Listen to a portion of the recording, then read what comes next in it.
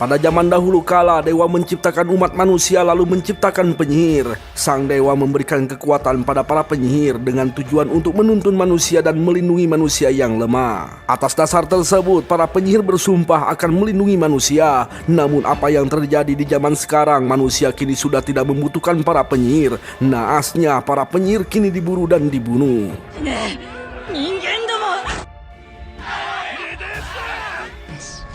Ya, inilah Hametsu no Oukoku. Yo hello bro, gimana kabarnya? Semoga kalian diberi kesehatan dan rezeki yang melimpah. Kali ini Bang Ultra akan menceritakan sebuah anime yang berjudul Hametsu no Oukoku, rilis di bulan Oktober 2023 alias anime baru. Ya, anime ini mengisahkan seorang bocah yang ingin balas dendam terhadap manusia yang telah memburu dan membunuh para penyihir. Lebih jelasnya, si bocah ini ingin membalas dendam atas kematian seorang penyihir yang telah mengasuhnya selama ini. Gimana, penasaran? Penasaran gak? Beneran penasaran? Ya udah, kita langsung gaskan saja.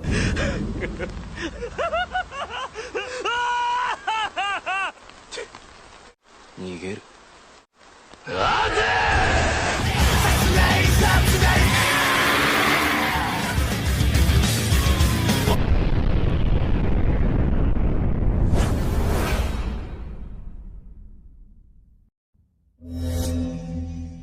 Ya, cerita berfokus pada seorang bocah bernama Adonis. Adonis di sini merupakan manusia yang diasuh sekaligus murid dari seorang penyihir bernama Clue Morgan. Ya, Clue di sini merupakan sang penyihir es terkuat.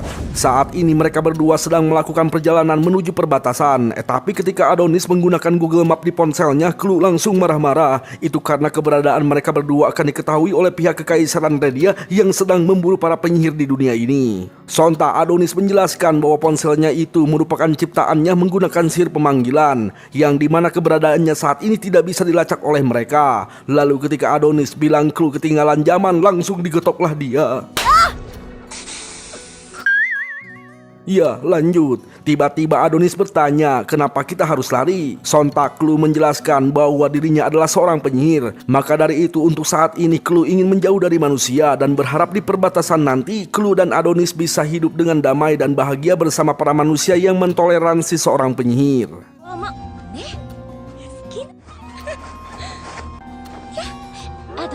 Ya, di sini Adonis terheran melihat sikap Clue yang tidak merasa frustasi sedikit pun. Adonis sangat membenci Kekaisaran Erdia dan dirinya lebih memilih untuk memusnahkan mereka dengan sihir daripada lari seperti ini. Lalu tak berlangsung lama, tiba-tiba datang para prajurit dari Kekaisaran Erdia. Adonis sangat murka ingin membunuh mereka semua, namun Clue menghalanginya. Biar Clue saja yang akan mengatasi mereka.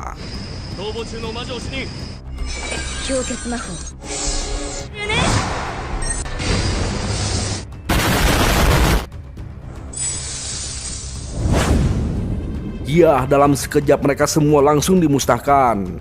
Sementara itu di sisi lain, lebih tepatnya di istana Kekaisaran Erdia, kita diperlihatkan bebenguk sang kaisar ke-23 bernama ACP Goethe. Ya, ACP di sini sangat kesal dengan anak buahnya yang telah meloloskan sang penyihir es. Namun ACP tetap santuy karena sang penyihir es takkan mungkin bisa kabur darinya. Kembali pada Adonis, terlihat Adonis begitu kesal dengan sikap Clue yang melarangnya untuk membunuh manusia. Adonis bertanya buat apa dirinya belajar sihir jika tidak boleh dipergunakan. Lantas Clue memberitahu bahwa Adonis belum cukup berpengalaman soal sihir. Lalu tiba-tiba,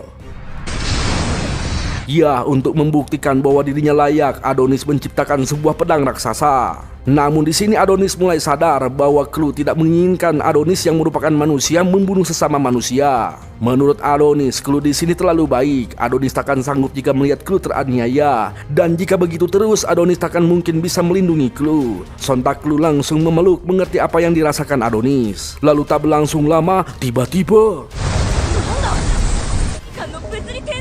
ya, muncul sebuah energi tapi bukan sihir, melainkan sebuah teknologi ciptaan manusia lewat satelit yang bisa memindahkan benda padat ke suatu tempat. Lebih tepatnya manusia telah menciptakan sebuah alat yang mampu menteleport manusia.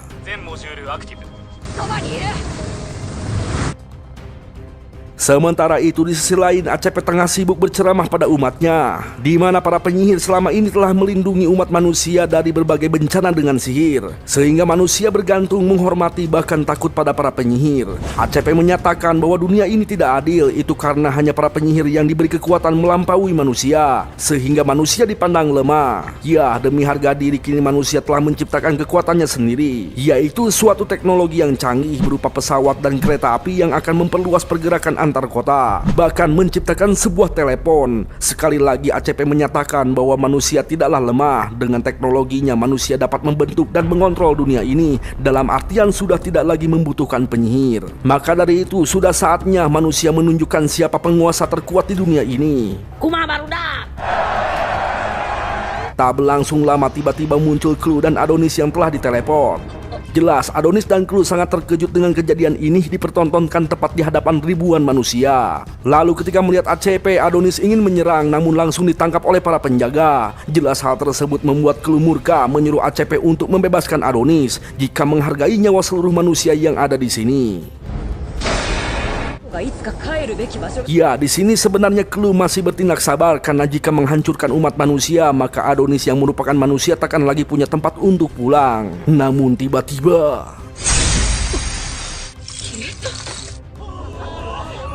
ya, sungguh tidak disangka manusia telah menciptakan sains berupa perangkat penghapus sihir. Adonis terus berusaha menciptakan sihir untuk menolong Clue namun tidak bisa.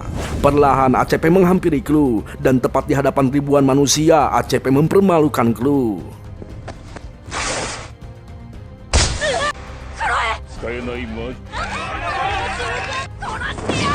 Lalu ketika ACP menyuruh anak buahnya untuk membunuh Adonis, sontak Clue bersujud memohon untuk membebaskan Adonis yang merupakan manusia, yang sudah jelas-jelas tidak terlibat dengan urusan pembasmian penyihir. Clue bercerita bahwa Adonis hanyalah seorang anak miskin yang dipungut dari jalanan. Sambil menangis, Clue memohon pengampunan.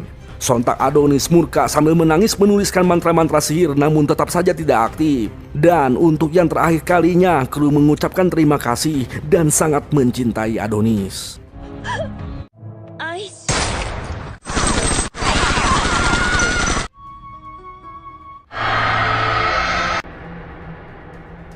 Ya, tepat di hadapan ribuan manusia, Clue dibunuh dengan cara yang sadis dan hal tersebut membuat Adonis murka semurka-murkanya.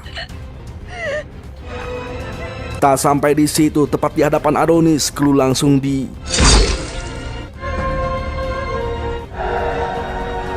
Ya, kejadian tersebut akan menjadi bekas luka yang tak pernah hilang. Sang dewa pernah berkata bahwa manusia adalah sosok makhluk yang penakut. Maka dari itu para penyihir disuruh untuk melindungi manusia dan berteman, hidup dengan damai bersama manusia. Dan jika saling membenci, maka kegelapan dan kekacauan akan menyelimuti dunia ini. Singkat cerita, 10 tahun pun berlalu. Di ibu kota kekaisaran Redia, lebih tepatnya kota New Nightmare, kita diperlihatkan kamp pengasingan dan kekacauan, lebih jelasnya sebuah penjara para tahanan ciwi-ciwi. Lalu kita pun diperlihatkan ada yang bertengkar memperebutkan satu buah roti. Doroka yang cantik dan baik hati ini memberikan rotinya agar mereka tidak rebutan lagi. Lalu Ana yang merupakan temannya komplain dengan kelakuan Doroka yang terlalu baik.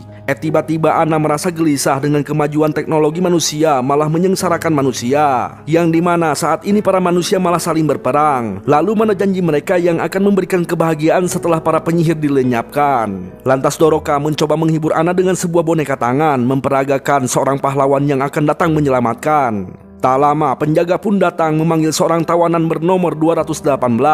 Sungguh tidak disangka nomor tersebut merupakan Ana. Lagi-lagi Doroka berperilaku baik, maju ke depan menukar nomornya dengan Ana. Ya, saat ini Doroka tengah dihadapkan pada kepala sipir bernama Acuy. Jelas Acuy di sini sangat senang melihat Doroka yang cantik cocok untuk melayani para kadal beringas. Sontak Acuy menyuruh Doroka untuk membuka cangkangnya dan si Acuy ini akan mempromosikan Doroka dengan harga yang tinggi. Acuy menegaskan bahwa semua ini sebagai terima kasih pada kekaisaran Erdia yang telah menciptakan kemajuan manusia. Langsung selfie lah mereka berdua. Lalu tiba-tiba Ya, Doroka berhasil kabur sambil membawa ponsel si Acuy. Sambil main kejar-kejaran, Doroka berusaha membuka password handphone si Acuy. Tapi beberapa kali dicoba tetap salah. Lalu ketika Doroka meniru gaya bicaranya si Acuy, akhirnya passwordnya terbuka. Alhasil kini Doroka membuka kunci pintu semua sel, dan hal tersebut membuat situasi menjadi kacau.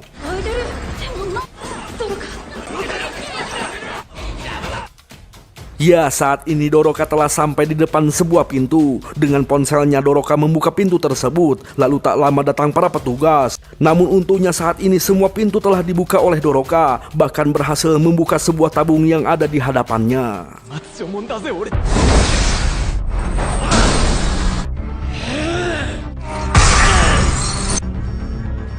Ya, ternyata orang yang ada di dalam tabung tersebut merupakan Adonis. Satu persatu para penjaga dibantai dengan mudah.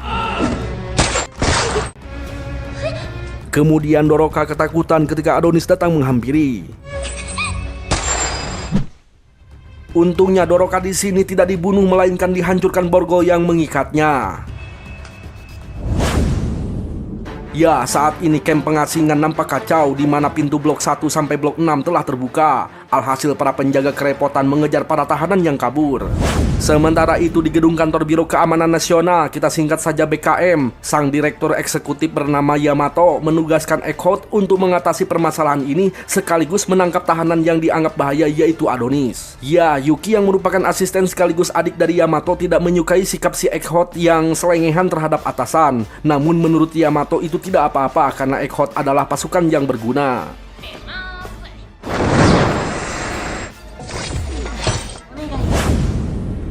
Sementara itu, si Acuy terpanik melihat keadaan ini yang akan menjadikan dirinya bermasalah terhadap atasan alias akan dieksekusi. Itu karena telah lalai dalam pekerjaannya yang telah meloloskan Adonis si murid penyihir. Bahkan pena sihir telah diambil oleh Adonis. Lalu bagaimana dengan keadaan Adonis saat ini? Ya, tepat di atas gedung layaknya Spider-Man, Adonis mulai menulis mantra sihir bukan untuk melompat atau gelantungan, melainkan Adonis menciptakan sebuah sihir pemanggilan berupa memperbesar peluru. Ya, saat inilah waktunya bagi Adonis untuk menghancurkan seluruh umat manusia. Rau. Sementara itu di sisi lain, Egghead telah sampai di camp pengasingan. Sungguh kejamnya Egghead membunuh semua tahanan yang tersisa di sini. Namun ia tidak menemukan sosok tahanan laki-laki yang dicarinya, yaitu Adonis. Dan parahnya, Egghead di sini membunuh para penjaga termasuk si Acuy. Di sisi lain lagi kita diperlihatkan Doroka yang menyesal telah membebaskan Adonis yang dipenuhi dendam. Kembali pada Adonis terheran memandangi kecanggihan dan kemajuan kota saat ini. Adonis berpikir bahwa tingkah lakunya saat ini pasti akan ditantang atau dilarang oleh Clue, yang dimana Clue pasti mengatakan bahwa balas dendam itu bukanlah hal yang baik. Ya, meski 10 tahun telah berlalu, Adonis takkan pernah melupakan tatapan mata, suara, dan perkataan Clue. Bahkan Adonis takkan pernah lupa kata-kata terakhir dari Clue yang sempat tidak terucap.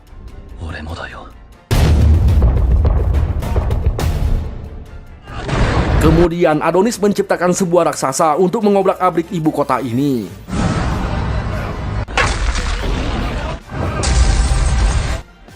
Sementara itu di sisi lain, Pak Polisi terheran melihat sopir oleng yang menubruk kantornya. Dikira sedang mabuk mengatakan ada raksasa di luar, namun ketika dicek ternyata benar.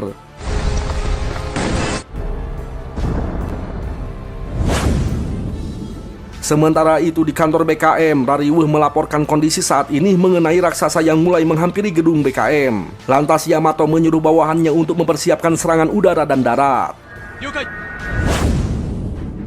Menurut info terbaru, Adonis telah mengambil pena sihir. Itu artinya raksasa tersebut merupakan sihir, bukan mesin tempur ciptaan negara tetangga. Alhasil Yamato menyuruh bawahannya untuk mempersiapkan penekanan foton sihir, atau lebih tepatnya mesin penghapus sihir yang disebut DAM. Akan tetapi DAM tersebut sudah lama tidak terpakai selama 10 tahun. Apakah masih bisa bekerja? Lantas Yamato menyuruh Yuki untuk mengeceknya. Sementara itu, para tank baja sudah siap untuk menyerang. Namun apa yang terjadi setiap serangan tidak ada yang kena satupun. Ya, ternyata Adonis telah mempersiapkan sebuah sihir pembelot yang dimana serangan dari tank baja akan auto meleset. Sontak gedung langsung ditampol, auto menyapu para tank baja. Ya, sebelum kita lanjut, kita pun dijelaskan apa yang terjadi pada diri Adonis. Ternyata selama 10 tahun di dalam lubang, Adonis diberikan sebuah simulasi lewat jaringan otak demi meneliti kenapa bisa seorang manusia menggunakan sihir. Ya, ternyata Adonis merupakan murid berbakat yang bisa menguasai mekanisme pena sihir yang nampak seperti mengonversi dalam wujud ekspresi matematika. Aduh, liur aing mah. Ya, intinya mas, semua ini terjadi berkat guru yang hebat, yaitu Clue. Saat ini Adonis akan membunuh para umat manusia yang telah menikmati hasil keuntungan dari pembasmian para penyihir, lebih tepatnya mata dibayar mata.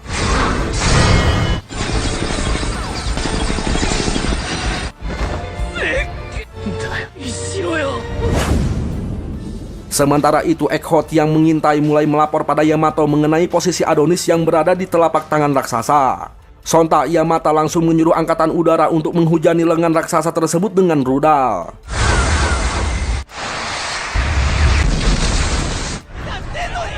Ketika kekacauan semakin kacau, ada bocil menangisi ibunya. Lalu ketika akan ketiban reruntuhan, ya, dengan gercep Doroka menyelamatkan si bocil, lalu menyuruh si bocil untuk berlindung. Lantas Doroka langsung pergi untuk menghentikan kelakuan Adonis. Sementara itu di sisi lain, lebih tepatnya di dalam istana Kekaisaran Erdia, kita pun diperlihatkan kembali bebenguk si ACP. Ya, ternyata saat ini si ACP sedang sekarat terjangkit sebuah penyakit yang mematikan. Menurut ACP, mungkin inilah balasan dari sang dewa atas kelakuan ACP yang telah membantai para penyihir. Namun ACP di sini tidak menyesal, tetap yakin dengan tindakannya adalah hal yang benar demi kemajuan umat manusia. Kembali pada Adonis yang terjatuh akibat hujan rudal. Meski begitu, Adonis tetap santuy membantai para prajurit yang ingin menangkapnya. Lalu ketika akan membunuh satu orang lagi, Doroka datang menghentikan Adonis.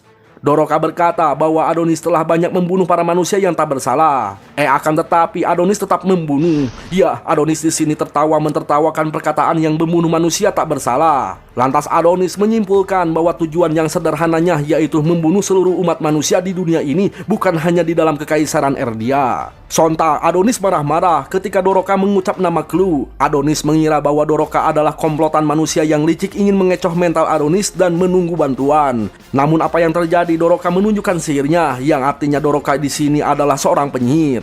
Sontak Adonis makin marah kenapa Doroka yang merupakan penyihir tidak membantu menyelamatkan Clue waktu itu. Doroka menjawab bahwa dirinya di waktu itu sangat frustasi. Kemudian Adonis pun mulai luluh ketika Doroka mengatakan bahwa Clue bisa dihidupkan kembali. Tapi itu bohong. Malahan di sini Adonis makin murka dengan kelakuan Doroka yang main-main terhadap Clue. Sontak Doroka memberitahu bahwa dirinya menyelinap ke negara ini bertujuan untuk menyelamatkan Adonis hanya demi menghidupkan kembali Clue, si penyihir terhebat. Dan untuk melakukan hal itu Doroka membutuhkan ingatan Adonis tentang Clue. Ya, meski begitu Adonis tetap tidak percaya. Akan tetapi ketika melihat senyum pasrah dari Doroka yang nampak mirip dengan Clue, sontak Adonis langsung tak kuasa menahan kesedihannya. Sambil berlinang air mata, Adonis bertanya apakah benar Clue bisa dihidupkan kembali. Lantas Doroka langsung mengelurkan tangan sambil menjawab bisa. Namun apa yang terjadi? Ya, kita pun langsung di flashback pada masa lalu dari Doroka, di mana 10 tahun yang lalu sebuah desa yang dihuni oleh para penyihir dibakar habis. Bahkan para penyihir dibantai satu persatu tepat di hadapan Doroka. Untungnya di sini Doroka masih diabaikan oleh pasukan Erdia. Namun di sini Doroka terheran kenapa manusia menyerang para penyihir. Padahal Doroka dan rekan-rekannya datang dari jauh hanya untuk menyembuhkan warga di sini dan para penyihir tidak bisa melawan. Itu karena para manusia menggunakan sebuah alat yaitu DAM alias penghilang sihir. Tante Mia menyuruh Doroka untuk melarikan diri dan laporkan semua kejadian ini pada Ophelia. Akan tetapi Doroka tidak mau meninggalkan Tante Mia sendirian. Lantas untuk menghibur dan memberi semangat, Tante Mia berbicara menggunakan sebuah boneka tangan. Alhasil Doroka pun langsung lari meski harus menahan air matanya yang tak berhenti mengalir. Dan saat ini Doroka harus menemui ajalnya di hadapan Adonis. Lalu ketika Doroka membisikkan sesuatu, tiba-tiba ya, Doroka langsung dieksekusi oleh sang sniper yaitu Eckhart. Adonis di sini begitu kesal karena yang dibisikkan oleh Doroka hanyalah hidupkan kembali Clue. Lantas ketika para pasukan Erdia mulai menyerang, Adonis membuat sebuah mantra pelindung yang tak bisa ditembus oleh peluru. Kemudian semua peluru yang menempel langsung dibayar kontan. Sementara itu Eckhart sudah bersiap membidik Adonis dengan snipernya. Ya, dengan mudah Adonis menangkis serangan dari Egghead dan lagi-lagi peluru yang menempel langsung dibayar kontan. Namun kali ini Adonis memberikan sebuah bonus, yaitu peluru yang membesar dan membekah.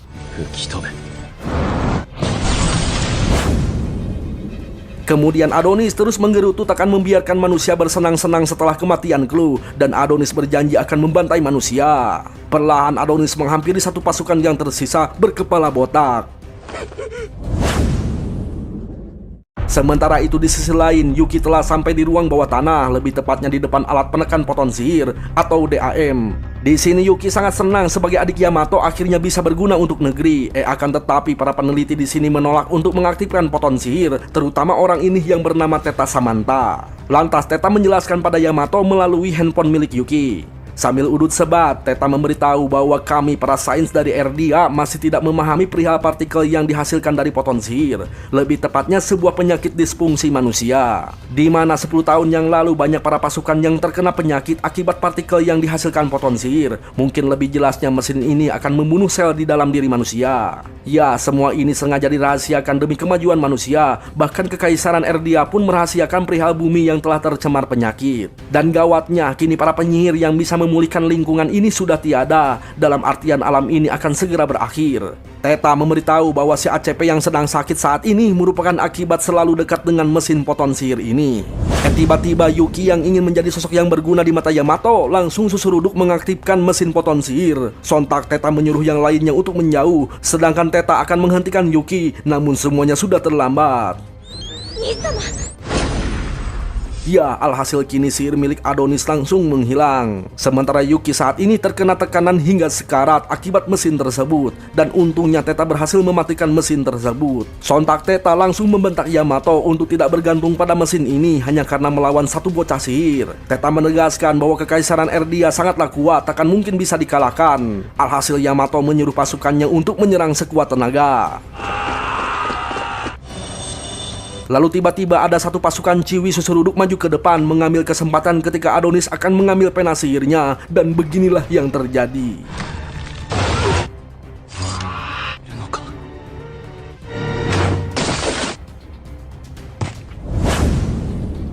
Ya, sungguh tidak disangka sang MC kita telah berhasil dibunuh. Disinilah Yamato semakin pede bahwa kekaisaran Erdia memanglah kuat, takkan mungkin bisa dikalahkan. Sementara itu di sisi lain Teta dan Yuki langsung digotong untuk mendapatkan perawatan khusus. Akibat kejadian ini banyak korban yang meninggal dan banyak orang yang menangis karena kehilangan keluarganya. Dan seperti biasa setelah sukses membunuh Adonis yang merupakan manusia dianggap penyihir terakhir, ACP mulai berpidato pada seluruh warga kota, di mana Adonis sang tahanan jangka panjang alias manusia yang dianggap penyihir terakhir dinyatakan telah mati. Lantas ACP mulai membanggakan kekuatan sainsnya yang sudah menjadi puncak dari dunia ini, di mana dewa telah mati dan yang menjadi dewa saat ini yaitu kekaisaran Erdia. Ya, pidato tersebut tersebar luas melalui jaringan internet dan sedang ditonton oleh sosok murid Chiwi ini yang entah siapa namanya, kita namai saja Neng Lala. Pak guru di sini menyemangati murid-muridnya untuk terus maju meski banyak siswa yang telah meninggal. Lalu kemudian ada salah satu siswa bertanya, kenapa ada manusia alias Adonis membela para penyihir? Pak guru menjawab mungkin si Adonis itu telah dicuci otaknya. Lalu ketika jam pelajaran telah selesai, Neng Lala dihampiri siswa Chiwi. Ya, si Chiwi ini terus menekan Lala bahwa perlakuan Lala terlihat olehnya. Jelas Lala di sini merasa jengkel tidak mau diusir. Kemudian Lala pergi ke tempat bela sungkawa untuk orang-orang yang telah meninggal, terutama Takuma. Ternyata obrolan si Chiwi yang tadi membicarakan soal kelakuan Lala yang rela meninggalkan sang pacar alias Takuma ketika tertindih reruntuhan. Ya, Lala di sini hanya bisa meminta maaf dan mengakui bahwa dirinya telah bertindak jahat. Tapi di sini Lala telah berhasil memotret Adonis dan Lala di sini sangat menyukai Adonis yang nampak keren dan ganteng memiliki sebuah sihir. Lalu tiba-tiba Lala dikagetkan dengan sosok cowok yang ikut melihat foto Adonis, dan yang digawatkan di sini si cowok ini merupakan badan pemerintahan kekaisaran Erdia. Ya, si cowok ini bilang tidak apa-apa dan tidak usah menghapus foto tersebut. Namun si cowok ini memperingatkan untuk tidak bilang pada siapapun. Alhasil Lala pun pamit pergi. Lalu kemudian si cowok ini pun mulai menelpon anak buahnya untuk mengeksekusi si Lala yang dianggap sebagai pengkhianat Erdia. Ternyata orang yang diteleponnya itu merupakan orang penting di Erdia, yaitu bagian penyelidik bernama Charmy. Dan saat ini Charmy tengah meneliti tubuh Adonis yang dinyatakan palsu. Waduh. Lalu di mana dan bagaimana keadaan Adonis saat ini? Ya, terlihat Adonis meronta-ronta kesakitan dan sedang dirawat oleh sejumlah ciwi. Dan yang paling mengejutkan di sini muncullah sosok yang paling ditunggu, yaitu penyihir Ophelia. Lantas untuk menenangkan Adonis, Ophelia menggunakan sihir memunculkan kenangan-kenangan bersama Clue.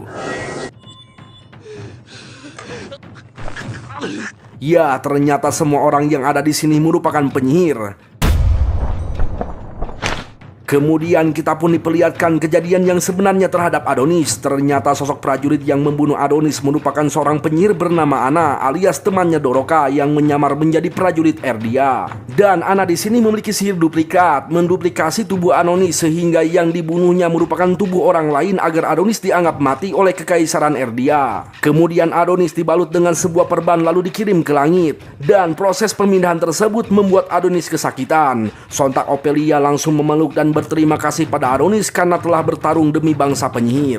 Akan tetapi Adonis malah menunjukkan tatapan yang tajam terhadap para penyihir yang ada di sini. Setelah itu Adonis dibawa berkeliling menggunakan kursi roda. Terlihat para penyihir begitu bahagia menikmati hidupnya di sini. Tak lama dua penyihir ciwi menyambut Adonis lalu membicarakan sosok Clue yang baik hati dan sangat disayangi oleh para penyihir di sini. Jelas Adonis sangat senang mendengar hal tersebut. Kemudian Adonis dibawa menghadap Ophelia. Adonis di sini ingin turun dari kursi rodanya. Namun Ophelia melarang, itu karena Adonis masih sakit dan lemah akibat proses pemindahan dari bumi sampai ke negeri penyihir ini. Lantas Ophelia membicarakan sosok Clue. Ophelia menjelaskan bahwa Clue merupakan seorang penyihir yang lebih kuat, pintar, ceria, dan baik dibandingkan para penyihir lainnya. Namun sayang Clue diusir dari negeri penyihir. Sontak Adonis menjawab bahwa Clue diusir hanya karena telah mengajarkan sihir terhadap manusia, yaitu Adonis. Sontak Ophelia menjelaskan bahwa sihir merupakan sebuah jiwa bagi para penyihir, dan sihir menggambarkan sebuah persahabatan dan kebaktian yang diberikan oleh sang dewa untuk memimpin manusia. Maka dari itu sihir bukanlah hal yang harus diajarkan pada manusia. Ketika itu para penyihir memohon pada Clue untuk kembali dan mengabaikan Adonis. Namun Clue hanya memberikan jawaban, yaitu maaf. Sontak lagi-lagi Adonis menunjukkan tatapan yang tajam. Lalu ketika Ophelia menunjukkan pena sihir, sontak Adonis bangkit dari kursi rodanya meminta Ophelia untuk mengembalikannya. Ya, Ophelia pun langsung memberikan pena sihir tersebut. Terlihat Adonis begitu senang memeluknya dengan erat karena benda tersebut adalah satu-satunya peninggalan Clue yang dibuat khusus untuk Adonis. Lantas Adonis bertanya apakah Ophelia benar-benar bisa menghidupkan kembali Clue. Ophelia hanya menjawab bahwa para penyihir bukanlah pembohong. Jelas hal tersebut membuat Adonis senang. Lalu ketika melihat ke atas, Adonis terkejut melihat planet bumi yang nampak di matanya. Ternyata negeri penyihir ini berada di luar jangkauan manusia, lebih tepatnya berada di luar angkasa, yaitu di bulan. Dan ternyata 10 tahun yang lalu para penyihir melarikan diri ke tempat ini sebagai negeri penyihir yang baru dan diberi nama Luna Milia. Kemudian Adonis diperlihatkan sebuah makam para penyihir yang telah gugur. Lantas Ophelia menjelaskan bahwa manusia telah menunjukkan sifat aslinya setelah menemukan sains yang mereka ciptakan. Dan manusia merupakan makhluk yang penakut sehingga selalu takut akan masa depannya. Manusia juga sering sekali dikendalikan oleh perasaan, yang dimana sesuatu yang paling gelap adalah saat sebelum fajar lalu akan terang ketika fajar telah tiba. Ibarat cinta yang memiliki kebalikan, yaitu benci. Maka dari itu Raja Manusia mempercayai bahwa perasaan tersebut merupakan sebagai penyihir yang akan merusak manusia. Bang, serius bang, gue nggak ngerti bang. Sama gue juga bingung. Loh kok gitu sih bang? Duh, gimana ya? Ya pokoknya mah yang gue tangkap, manusia itu memiliki rasa takut, makanya menciptakan sebuah sains agar tidak bergantung lagi pada para penyihir. Seperti halnya penjelasan manusia yang selalu dikendalikan oleh perasaan, yang dimana cinta dan perlindungan dari para penyihir malah dibalas dengan benci karena rasa takut dari manusia itu sendiri. Oh gitu bang. Ya itu mah cuman asumsiku sih. Ya pokoknya mah kita lanjut dulu ya.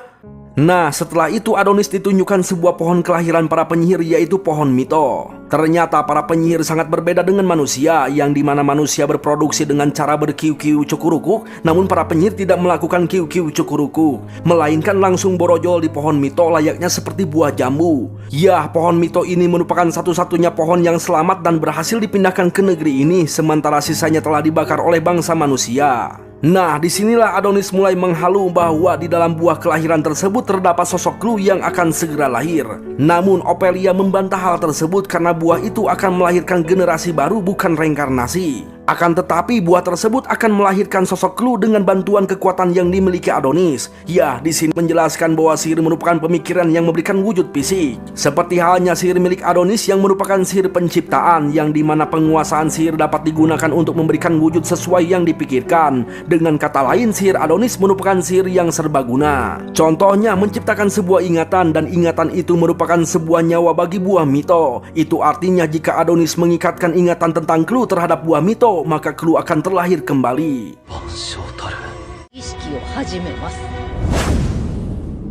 Ya, setelah Ophelia pergi, Adonis rebahan sambil membayangkan Clue yang akan hidup kembali. Tak lama Anna datang menghampiri. Di sini Anna mengharapkan kata terima kasih dari Adonis. Dan karena Adonis terlihat santuy, Anna begitu marah mengingat Doroka yang rela mati demi Adonis. Dengan santuynya Adonis berkata bahwa dirinya tidak bersalah karena semua itu memang rencana dari para penyihir. Lalu ketika Adonis akan pergi, Anna Kukulutus mengatakan bahwa manusia memanglah egois, memikirkan keinginannya sendiri untuk menghidupkan Clue yang dicintai tanpa memperdulikan pengorbanan yang telah diberikan. Dan Anna sangat menyesal mempertaruhkan nyawa demi sosok manusia seperti Adonis. Sontak Adonis langsung melotot mengatakan bukankah tujuan Anna untuk menghidupkan Clue dan akan menggunakan Clue. Adonis menegaskan untuk jangan berpura-pura tidak tahu. Sontak Anna langsung terkaget. Ya, ternyata sebelum Doroka meninggal, Doroka membisikkan bahwa para penyihir akan menggunakan Clue dan Adonis harus melarikan diri bersama Clue dari negeri penyihir. Ya, di sini Adonis berasumsi bahwa tempat ini diciptakan sebagai penjara untuk para manusia, yang dimana nantinya para penyihir akan menculik budak manusia menggunakan transfer heteropes, lalu mengajarkan mereka sihir seperti Adonis lewat Clue, dan mereka akan dituntut bertarung melawan manusia karena para penyihir berada di dalam ambang kepunahan. Ya, itulah tujuan kenapa Clue akan dihidupkan kembali, karena Clue adalah satu-satunya penyihir yang mampu menciptakan pena sihir seperti yang dimiliki Adonis. Sontak Anna mulai panik lalu bertanya apa yang akan dilakukan Adonis setelah mengetahui rencana tersebut. Bahkan Anna memohon untuk tidak menyia-nyiakan kematian Doroka dan tetap membantu para penyihir. Lantas Adonis menjawab bahwa dirinya akan tetap menghidupkan Clue, dan Adonis di sini hanya akan mengikuti keinginan Clue. Lalu jika Clue menolak membantu para penyihir, maka para penyihir akan menjadi musuhnya.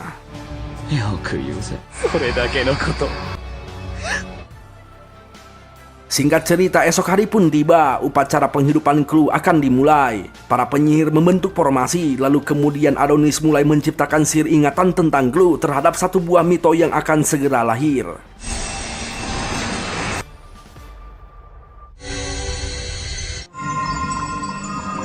Di sini Adonis terus mengingat masa-masa kenangan bersama Clue, ketika melihat garis bintang di atas genteng, bahkan ketika tidak sengaja mengintip Clue yang sedang mandi. Namun momen ini bukannya momen lucu, melainkan hal tersebut merupakan momen yang menyedihkan, yang dimana Adonis melihat luka di sekujur tubuh Clue. Bukan hanya itu, sambil menangis Clue mengatakan terima kasih telah menemaninya selama ini dan dirinya tidak bisa hidup sendirian. Seolah-olah selama Clue masih hidup tidak merasakan kebahagiaan kecuali bersama Adonis. Maka dari itu untuk saat ini Adonis tidak akan menghidupkan kembali Clue, karena Adonis tidak mau Clue merasakan kembali pahitnya dunia yang goblok ini. Dan begitu kagetnya semua penyihir, terutama Ophelia, karena Adonis malah menghidupkan kembali Doroka.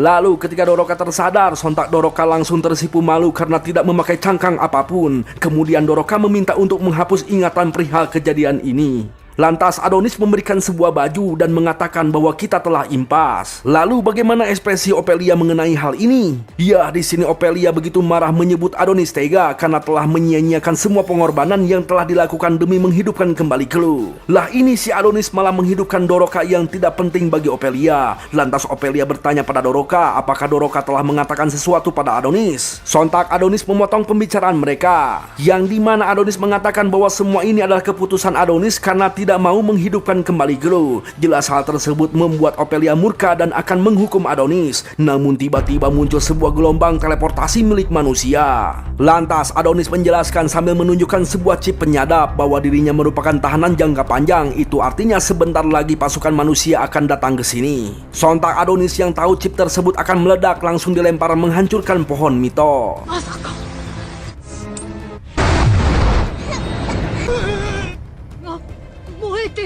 Tak lama Yamato berserta pasukannya telah sampai di sini. Sontak para penyihir yang terpanik mulai mengeluarkan sihir untuk memadamkan api yang membakar pohon Mito. Namun tiba-tiba jelas Ophelia di sini makin geram dengan kelakuan manusia yang tidak berperi kepenyihiran. Lantas Ophelia menyuruh pasukan Santa Maria untuk bersiap bertempur.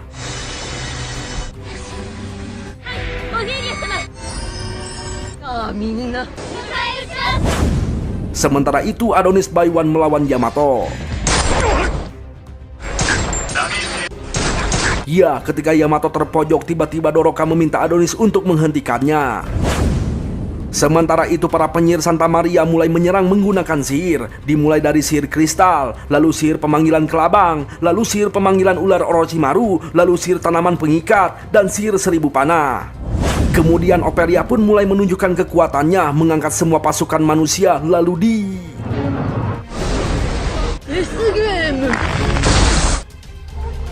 ya, hanya dengan satu genggaman seluruh pasukan manusia telah musnah. Namun tiba-tiba pasukan skuad kedua telah datang. Sementara itu di markas Erdia, kita diperlihatkan Theta bersama para petinggi lainnya sedang menyimak pertempuran di negeri penyihir yang berada di bulan. Mengingat negeri penyihir baru disadari keberadaannya, Theta dimarahi habis-habisan oleh sosok petinggi yang botak ini bernama Dinasma. Lantas Theta menjelaskan bahwa para penyihir telah menggunakan prototipe yang dibuang keluar angkasa sebagai sarana untuk melarikan diri ke bulan pada saat pemburuan penyihir 10 tahun yang lalu. Dan berkat sihir kamuflase, keberadaan struktur bangunan negeri penyihir tidak terdeteksi oleh radar. Ya, di sini Dinasma terus marah-marah karena Theta telah menyia-nyiakan biaya yang telah dikeluarkan untuk Badan Sains Nasional. Sontak petinggi bernama Shiro Usagi menyuruh Dinasma untuk diam karena solusinya cuma satu, yaitu tinggal dibantai saja. Kembali pada Yamato yang sedang Baiwan dengan Adonis. Kali ini Yamato bangkit kembali setelah memperkuat persenjataannya hingga 500%. Sontak Yamato langsung maju dengan kecepatan super cepat menghantam Adonis hingga 3 lepak. Doroka yang mendekat disuruh untuk mundur. Sementara Yamato bersiap untuk mengeluarkan sebuah serangan. Teringat sang adik yang kini sedang dirawat, Yamato menyalahkan semua ini akibat ulah Adonis. Lalu Yamato membayangkan sebuah senyuman bahagia dari sang adik ketika pertarungan ini berakhir. Maka dari itu untuk saat ini, Yamato akan mengerahkan seluruh kemampuannya, yaitu sebuah skill yang diciptakan dari sains berupa serangan anti penyihir.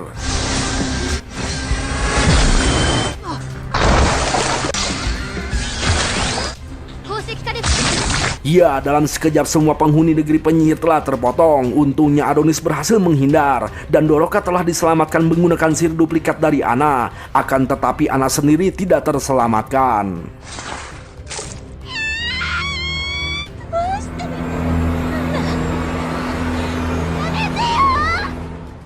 Lalu para penyihir yang tersisa langsung dibantai oleh pasukan Yamato. Namun akibat serangan Yamato, markas Erdia telah kehilangan koneksi video sehingga tidak bisa melihat situasi negeri penyihir. Akan tetapi masih bisa berkomunikasi lewat suara. Ya, Yamato di sini melapor bahwa para penyihir telah mati, tersisa Adonis seorang. Sontak Adonis mulai menyerang menggunakan sihir berupa jira. Ya, meski kerusakan Yamato sangat fatal, namun dengan sains, Yamato mampu memulihkan semua kerusakan secara otomatis langsung menghantam Adonis. Lalu ketika Adonis akan balik menyerang, sontak Yamato memperkuat peralatannya sehingga menciptakan gelombang angin yang sangat kuat. Lalu tiba-tiba,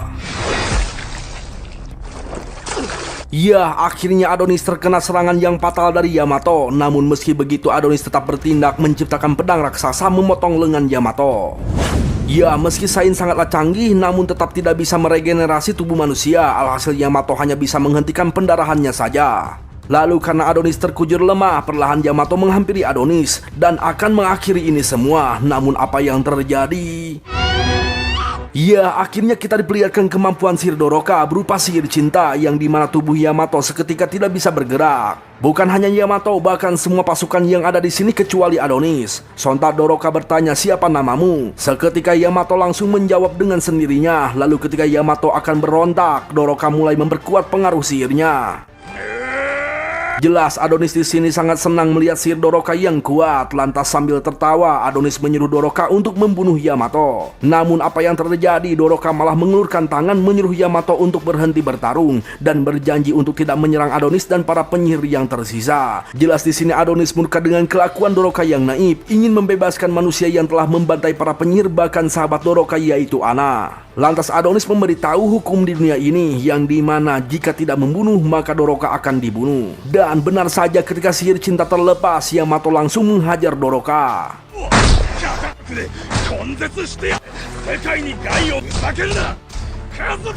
Ya, di sini Yamato teramat murka karena para penyihir telah membantai manusia yang tidak berdosa, bahkan membuat sang adik kini sedang sekarat. Lantas Doroka bertanya, kenapa manusia membunuh para penyihir yang tidak berdosa di 10 tahun yang lalu, bahkan hingga hari ini. Jika memang para penyihir sudah tidak membutuhkan, bukan berarti para penyihir harus dibunuh. Doroka memberitahu bahwa dulu manusia dan penyihir telah berteman, maka dari itu mari kita akhiri konflik saat ini. Lantas sambil memegang tangan Yamato, Doroka memunculkan kenangan-kenangan hangat untuk Yamato.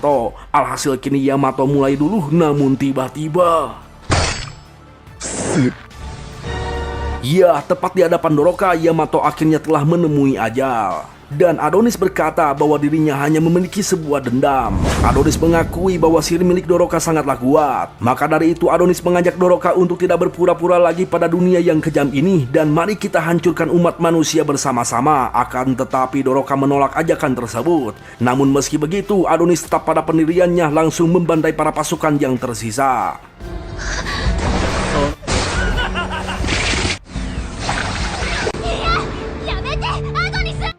Lantas untuk menghentikannya, Doroka bersiap untuk menerapkan sihir cinta pada Adonis. Namun tiba-tiba Adonis langsung berada di hadapan Doroka dan berkata jika ingin mati silakan saja.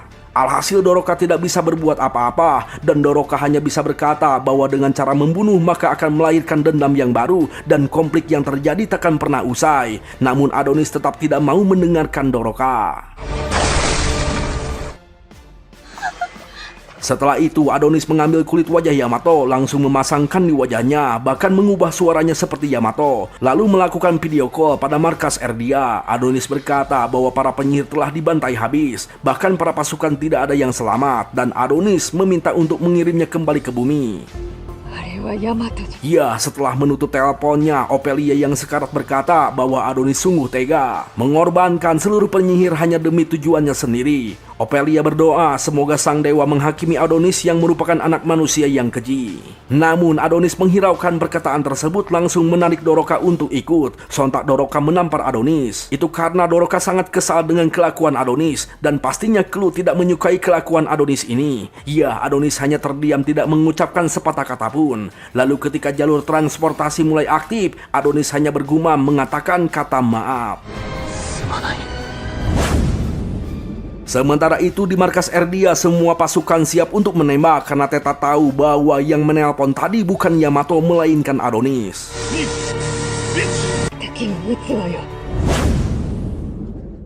Di sisi lain, lebih tepatnya di atap istana kekaisaran Erdia, salah satu bawahan ACP melaporkan situasi negeri penyihir yang ada di bulan. Sontak ACP langsung menggila bahwa pasukannya akan membantai habis para penyihir yang tersisa termasuk Adonis.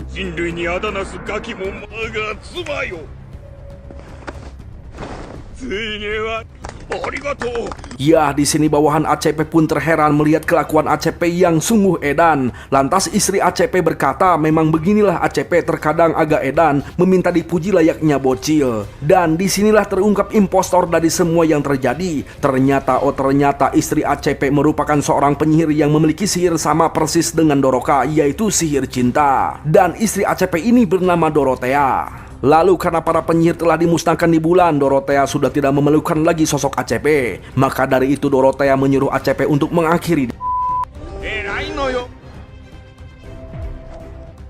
Jelas anak buah ACP terheran. Lalu ketika akan melapor, Dorothea menggunakan sihir cinta, sehingga anak buah ACP menuruti perintahnya, lalu melaporkan pada para petinggi pasukan bahwa ACP telah mati terpeleset, alias Tisoledad. Ya, setelah itu muncullah kartu andalan milik Dorothea, yaitu Shiro Usagi. Dorothea menegaskan bahwa sihirnya hanya mempan terhadap pria, maka dari itu untuk melancarkan rencananya Dorothea harus memusnahkan bangsanya sendiri. Dan yang paling diinginkan Dorothea bukanlah dunia ini, melainkan ingin mengembalikan sosok pria ini. Waduh, siapa ya dia? Ya bang, siapa dia bang? Ya nggak tahu, kok tanya saya. Ya udah bang, lanjut bang. Lalu bagaimana keadaan Adonis saat ini? Ya, ketika diteleport semua pasukan langsung menembak. Namun apa yang terjadi, Adonis tidak muncul di situ. Pasukan melapor bahwa titik koordinat telah diubah dan tidak bisa melacak keberadaan Adonis. Sontak Theta merasa frustasi dan mengakui bahwa saat ini kemenangan telah dipegang oleh Adonis. Ya, ternyata dengan ponsel milik Yamato, Adonis telah mengubah titik koordinat dan perintah tersebut terkonfirmasi karena Adonis mengubah suaranya mirip dengan Yamato. Yang akhirnya kini Adonis berada di tengah-tengah gurun pasir, jauh dari kekaisaran Erdia.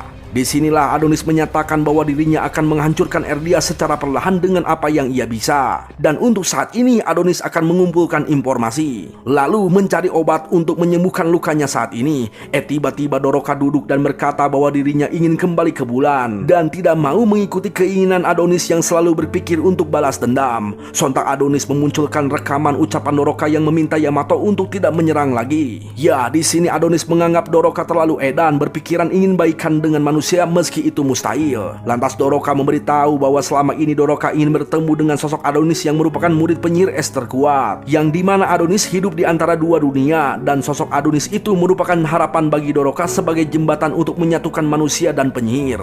Maka dari itu Doroka akan tetap berusaha untuk menghentikan konflik antar bangsa manusia dan bangsa penyihir. Sontak Adonis berkata bahwa dirinya tidak peduli dengan dua bangsa tersebut, yang ia pedulikan hanyalah nyawa Clue, dan orang yang merenggut nyawanya pantas untuk hancur. Lalu bagaimana dengan efek perbuatan Adonis yang menewaskan banyak para penyihir di bulan? Sontak Adonis menjawab bahwa semua itu terjadi akibat kelakuan anak yang mengundang Adonis ke bulan. Jelas perkataan Adonis membuat Doroka sedih dan marah dan berkata bahwa Adonis terlalu meremehkan nyawa orang lain. Sontak Adonis bertanya kenapa Doroka memaafkan manusia, padahal manusia telah membantai para penyihir tepat di depan mata kepala Doroka. Lantas Doroka menjawab bahwa balas dendam takkan mungkin bisa menyembuhkan luka hati yang dimiliki Adonis. Lalu ketika Adonis berkata sudah tidak memiliki apapun, sontak Doroka langsung menggabruk dan mengatakan bahwa Adonis masih memiliki nyawa yang selalu dilindungi Clue. Ya, Doroka di sini tidak ingin Adonis berakhir menjadi manusia yang kejam, dan jika Adonis terus melanjutkan balas dendam, maka luka hati itu akan semakin dalam. Ya, di sini Adonis menegaskan bahwa balas dendam merupakan sebuah bukti dan alasan keberadaan Adonis. Maka dari itu, jika Adonis berhenti balas dendam, Adonis merasa jejak kehidupan Clue akan menghilang di dalam hatinya, dan itulah yang ditakutkan oleh Adonis. Lalu tiba-tiba Doroka terpanik melihat pendarahan Adonis yang semakin parah. Sementara itu dari kejauhan kita diperlihatkan sosok bandit bermotor sedang mengintai keberadaan Doroka dan Adonis. Mereka menganggap bahwa Doroka dan Adonis sedang melakukan kiu-kiu cukurukuk. Bahkan mereka menganggap bahwa Adonis dan Doroka adalah bocah yang ingin kawin lari. Ya, pokoknya karena penasaran mereka ini langsung menghampiri Doroka dan Adonis. Lalu ketika mereka sampai, sontak Doroka meminta pertolongan untuk menolong Adonis yang sekarat hampir kehabisan darah. Dan untungnya mereka ini sangatlah baik, langsung membawa Adonis ke markas mereka. Singkat cerita, esok pagi pun tiba. Ketika terbangun, Adonis sudah berada di sebuah kamar. Tak lama ketua bandit yang bernama Punch datang menghampiri sambil meminum amer ditemani dua kadal. Ketika ditawari minum, sontak Adonis menolak karena tidak mau meminum minuman yang dianggapnya air selokan. Tapi para kadal sangat menyukai minuman tersebut. Itu dinosaurus mini bang. Bukan, itu mah kadal, mana ada dinosaurus bro. Astaga bang, coba perhatikan dengan teliti bang, tangannya kecil kakinya besar bang. Enggak, gue udah yakin bahwa itu kadal. Ya udah bang, terserah abang aja, yang penting lanjut bang. Ya udah, kita lanjut. Ya, di sini Adonis bergumam di dalam hati bahwa tempat ini nampak seperti pemukiman yang tidak terjangkau oleh bangsa Erdia. Itu artinya tempat ini sangatlah aman. Lantas Adonis bertanya di mana keberadaan Doroka. Punch menjawab bahwa Doroka sedang dibawa oleh para anak muda di sini. Jelas Adonis mulai murka bertanya kembali apa yang telah mereka lakukan terhadap Doroka. Sontak Punch tersenyum langsung membawa Adonis keluar untuk melihat keadaan Doroka. Punch menjelaskan bahwa tempat ini merupakan tempat pelarian dari bangsa Erdia. Lebih tepatnya mereka yang ditinggalkan oleh sains berakhir menjadi pengembara di sini. Lantas Adonis melihat minuman yang diberikan ternyata masih milik negara Erdia. Sungguh menyedihkan. Lalu tiba-tiba Adonis terkejut mendengar suara teriakan dari Doroka yang dikerumuni para anak muda. Sontak Adonis langsung turun untuk menyelamatkan Doroka. Namun beginilah yang terjadi.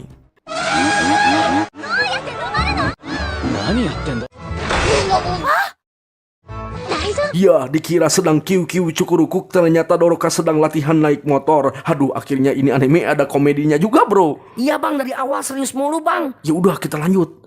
Nah, agar Adonis merasa tenang, Doroka memberikan sebuah boneka untuk Adonis. Tapi malah dibuang sama si Adonis. Lalu tiba-tiba Punch mengumumkan bahwa malam ini akan diadakan pesta. Sontak semuanya sangat bersemangat.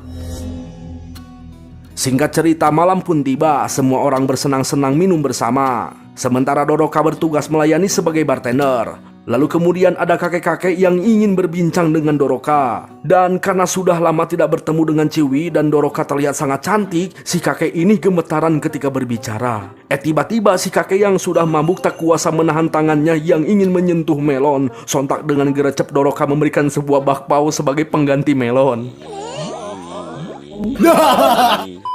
Ya, sementara itu Adonis hanya terdiam dari kejauhan sambil memperhatikan Doroka yang sedang bersenang-senang.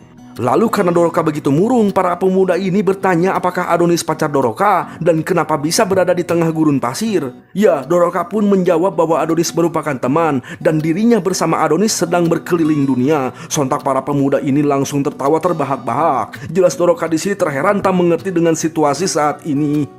Tak berlangsung lama tiba-tiba semua orang yang ada di sini langsung jatuh pingsan. Jelas Doroka terpanik, ada apa dengan mereka? Tak lama Adonis datang menghampiri lalu menjelaskan bahwa Adonis telah mengubah formula alkohol menjadi obat penenang. Ya, di sini Doroka langsung bingung karena tidak mengerti perihal tersebut. Namun yang pasti Doroka sangat lega karena mereka semua tidak mati. Lalu ketika Adonis mengambil sebuah pistol dari salah satu anak muda yang pingsan, sontak Doroka yang terpanik mencoba menjelaskan bahwa mereka ini telah melakukan hal-hal baik pada Doroka dan Adonis. Lebih tepatnya telah menyelamatkan nyawa Adonis. Lantas Adonis langsung pergi sambil berkata bahwa Adonis takkan membunuh mereka karena tidak ada gunanya jika membunuh mereka semua. Dan di sini Adonis sudah tidak membutuhkan Doroka, maka dari itu saat ini Adonis akan pergi sendirian. Tapi sebelum pergi Adonis menjelaskan bahwa dirinya dan Doroka sangatlah tidak cocok. Itu karena Adonis tidak bisa berperilaku seperti Doroka yang dimana Doroka malah bersenang-senang setelah mengalami kejadian pahit sebelumnya. Sontak Doroka menjelaskan bahwa dirinya takut jika orang-orang yang ada di sini mengetahui bahwa Doroka merupakan seorang penyihir.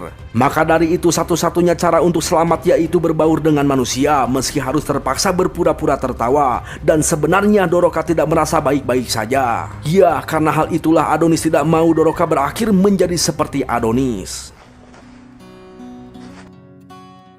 Ketika Doroka sedang galau ditinggalkan sendirian, para kadal mencoba menghibur Doroka. Itu dinosaurus mini bang. Stop, ini lagi sedih momennya, jangan bercanda. Nah, tak lama Punch datang menghibur Doroka yang lagi galau. Punch berkata bahwa Adonis adalah anak yang kurang ajar, pergi begitu saja meninggalkan Ciwi cantik sendirian, bahkan tidak mengucapkan terima kasih. Lantas Doroka berkata bahwa sebenarnya Adonis adalah orang yang baik. Tiba-tiba Punch mengatakan bahwa Adonis merupakan si murid penyihir. Jelas Doroka terkejut kenapa bisa Punch tahu akan hal itu. Ya, ternyata Adonis dan Clue merupakan orang yang telah menyelamatkan Punch ketika terkapar dan sekarat, dan Punch di sini tidak akan pernah melupakan akan hal itu. Melihat kebersamaan Adonis dan Clue yang terlihat bahagia, Punch berasumsi bahwa sejatinya seorang pria akan memperjuangkan kebahagiaannya meski harus melawan dunia. Akan tetapi, kita tidak bisa mengakhiri perbedaan antara benar atau salah mengenai balas dendam. Dan Adonis yang memilih balas dendam merupakan keputusannya meski harus berakhir dengan kematian. Lantas Punch bertanya apa yang akan dilakukan Doroka saat ini. Ya, Doroka kini mulai paham dan memiliki suatu tujuan. Mengingat dirinya yang gagal menyelamatkan nyawa Ana, maka dari itu mulai saat ini Doroka tidak akan membiarkan Adonis mati. Lalu bagaimana dengan keadaan Adonis saat ini? Ya, Adonis terus berjalan sambil memikirkan semua perkataan Doroka yang pernah dilontarkan pada dirinya.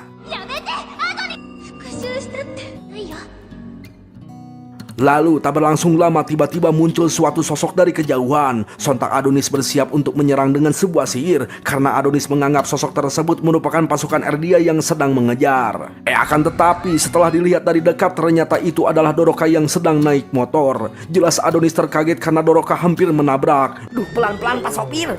Nah, sambil menancap gas, Doroka berkata bahwa dirinya tidak akan lagi menghalangi Adonis dan akan berkelana bersama-sama dengan Adonis. Ya, Adonis di sini cukup terkejut dan senang mendengar perkataan Doroka. Namun yang paling dikejutkan dan yang paling diherankan di sini, kenapa Doroka tidak berhenti? Ya, ternyata Doroka itu tidak tahu cara mengerem. Alhasil Adonis mengejar Doroka karena Doroka sepertinya agak oleng.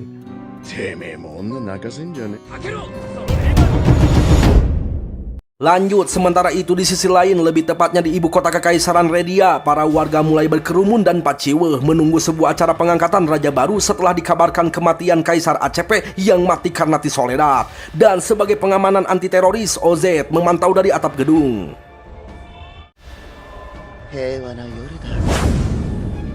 Tepat jam 9:03, acara dimulai dengan mengenang masa kejayaan sang kaisar ke-23, lebih tepatnya ACP Goethe, yang dimana dunia ini mengalami kemajuan pesat setelah terciptanya ekspansi Gir atau bisa disebut sebuah sains ciptaan manusia di bawah kepemimpinan Kaisar ACP, dan berkat kekuatan militernya berhasil mengembalikan harga diri umat manusia. Nah, setelah mengenang hal tersebut barulah muncul sosok pengganti kepemimpinan Redia, yaitu Ratu Dorothea. Dan seperti yang kita ketahui, Dorothea merupakan seorang penyihir. Maka dari itu Dorothea mulai membius semua penonton dengan sebuah nyanyian dan tarian yang diselimuti sebuah sihir cinta sehingga semua mata yang memandang akan patuh terhadapnya.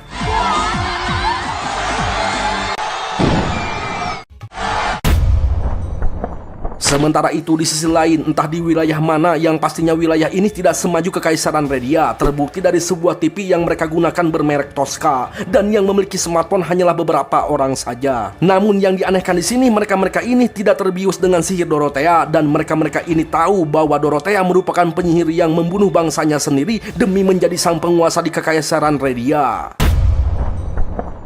Sementara itu di belakang panggung, para pasukan kemiliteran yang mengetahui Adonis masih hidup dibunuh satu persatu.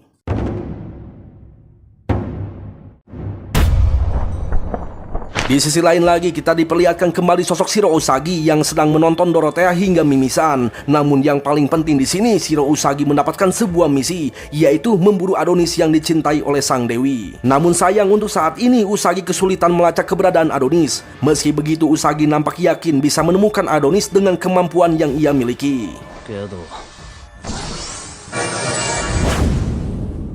Lalu bagaimana keadaan Adonis saat ini? Ya, kini Adonis mulai berkelana bersama Doroka menggunakan moge. Adonis kembali menegaskan bahwa dirinya hanya memiliki dendam, dan Adonis tidak mau Doroka hadir hanya untuk menghalangi saja. Teringat Doroka yang memiliki sihir cinta, Adonis penasaran dan bertanya kenapa Doroka tidak menggunakan sihir tersebut terhadap Adonis pada saat pertama kali bertemu. Padahal dengan sihir tersebut Doroka akan mudah menculik Adonis lalu mematuhi keinginan Ophelia. Ya, Doroka pun menjawab bahwa dirinya tidak menginginkan pertemuan seperti itu.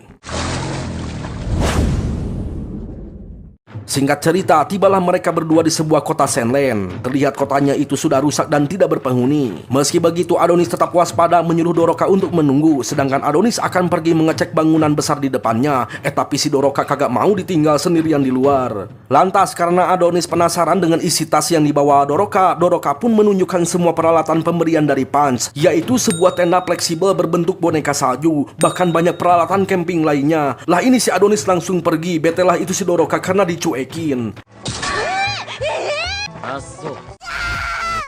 Nah, sebelum masuk ke dalam gedung, Adonis di sini merasa heran kenapa bisa kota ini tidak berpenghuni, dan anehnya tidak ada tanda-tanda bekas pertarungan. Maka dari itu Adonis berharap menemukan sedikit informasi di dalam gedung ini. Tapi ketika masuk ke dalam gedung, lah ini si Doroka malah berisik teriak kaget. Jelas Adonis sangat bete. Lalu ketika lanjut berjalan, muncul sebuah hologram menyapa Doroka. Kaget lagi lah itu si Doroka karena menganggapnya hantu. Ya, karena Doroka agak kudet, Adonis pun memberitahu bahwa itu merupakan hologram alias sebuah sains ciptaan manusia. Dan yang penting di sini, hologram tersebut berkata bahwa tempat ini merupakan stasiun polisi yang siap melayani para warga yang membutuhkan. Namun meski begitu, hologram tersebut tidak berguna karena penghuni di sini sudah tidak ada. Setelah berjalan cukup lama, Adonis menemukan sebuah ruangan penjara. Lalu tiba-tiba Adonis mendengar sebuah suara. Dan ketika dicek, ternyata ada seorang napi yang masih hidup sedang bernyanyi. Lantas karena tidak menjawab, Doroka langsung berteriak. Jelas si orang ini terkaget, bukan hanya karena suara Doroka, bahkan seorang ini juga terkaget karena masih ada orang yang hidup. Ya, karena kita tidak diberitahu namanya, kita sebut saja Asep. Terlihat Asep di sini tidak berbahaya. Meski begitu, Adonis tetap waspada dengan sesuatu yang ada di belakang si Asep. Dan karena sudah tahu alasan si Asep tetap tinggal di sini meski tidak diberitahu, Adonis langsung pergi begitu saja karena muak melihat tempat ini. Namun sebelum Adonis pergi, Asep berkata bahwa orang-orang yang meninggalkan kota ini mengatakan hal yang sama, yang dimana para warga yang gila akan ekspansi Gir lebih memilih tinggal di ibu kota daripada tinggal di tempat ini. Dan itu terjadi setelah insiden pembasmian penyihir. Sontak Adonis bertanya apakah ada metropolis di dekat sini. Asep pun menjawab bahwa 70 km dari sini ke arah timur ada sebuah polis Mamuta. Ya, setelah mendapatkan informasi tersebut, Adonis langsung pergi begitu saja. Jelas Doroka di sini komplain kenapa tidak menolong orang tersebut. Setidaknya kita bisa memberikan sedikit makanan untuk si Asep dan membebaskan si Asep dari penjara. Adonis hanya menghela napas lalu menjelaskan bahwa penjara tersebut tidak dikunci. Dan Adonis tahu bahwa Asep tinggal di situ bersama pasangannya yang sudah menjadi mayat kering. Ya, menurut Adonis yang dibutuhkan dari kedua pasangan tersebut bukanlah makanan, melainkan sebuah kedamaian dan ketenangan. Dan benar saja, Asep di sini begitu mencintai kekasihnya yang bernama Sasa meski sudah menjadi mayat. Ternyata alasan mereka berdua berada di penjara ini itu karena Sasa dituduh sebagai penyihir. Maka dari itu, Asep di sini merasa damai setelah orang-orang yang menuduhnya telah pergi meninggalkan kota ini, dan Asep akan terus menemani Sasa hingga akhir hayat.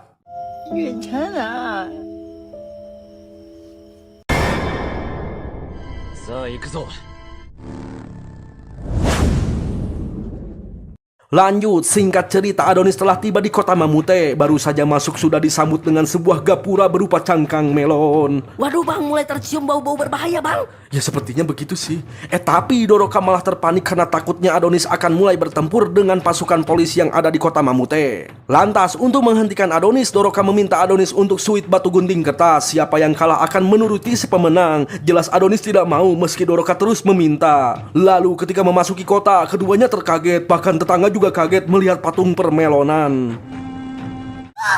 Ya, di sini Adonis mulai semakin muak melihat zaman saat ini yang terlena dengan kecanggihan teknologi sehingga menghancurkan dirinya sendiri. Lalu tiba-tiba muncul sosok Ciwi di depan sana. Sontak Adonis langsung mengerem mendadak. Lantas Doroka langsung mengecek, bahkan menyelimuti si Ciwi yang tak bercangkang. Namun ketika si Ciwi itu melirik,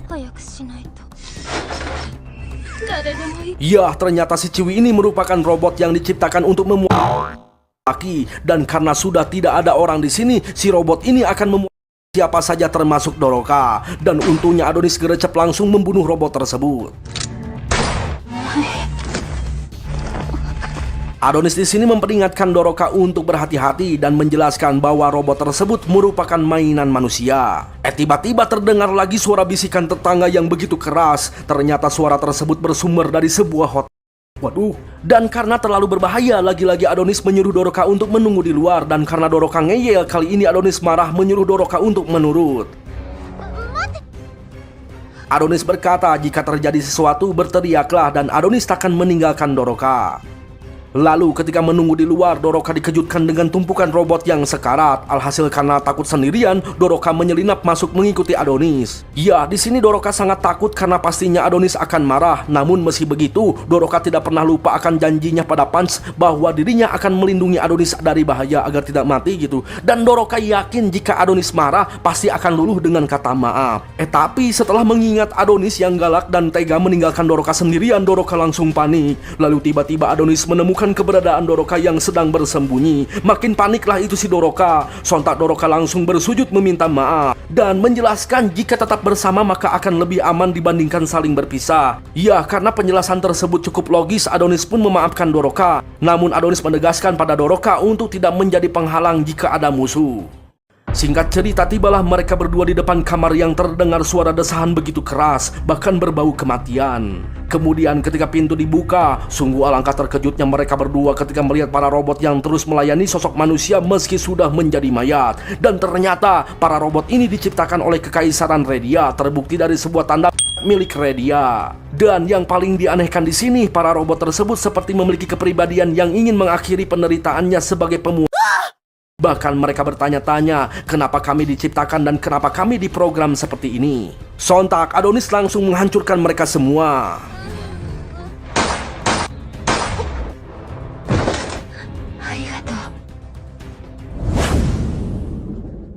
Sementara itu di sisi lain kita diperlihatkan dua ciwi unit khusus Spionase Sujure nomor 5 dan 6 yang ingin melewati perbatasan. Sudah dipastikan dua ciwi ini bukan dari Kekaisaran Redia. Itu terbukti dari mereka yang langsung menerobos masuk dengan cara membunuh para pasukan penjaga Redia.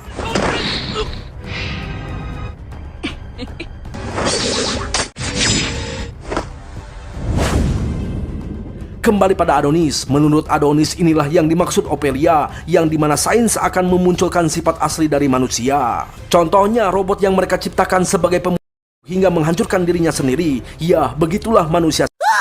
Lalu ketika menemukan sebuah borgol, Adonis sangat yakin bahwa semua ini ada kaitannya dengan perdagangan budak, yang dimana kota kecil ini takkan sanggup membeli robot pembunuh dengan jumlah yang banyak. Itu artinya para lelaki menjual istri dan anak perempuannya hanya untuk membeli robot tersebut. Imbasnya kota ini sudah tidak lagi memproduksi keturunan sehingga hancur dengan sendirinya. Itu karena tanpa ciwi takkan ada generasi yang terlahir. Ya, Adonis berpikiran bahwa kejadian ini pastinya tidak hanya terjadi di kota ini saja. Nah, setelah mengumpulkan bangkai robot, Adonis membuat sebuah alat berupa improvisasi IMP untuk menghancurkan program yang tertera di dalam tubuh para robot.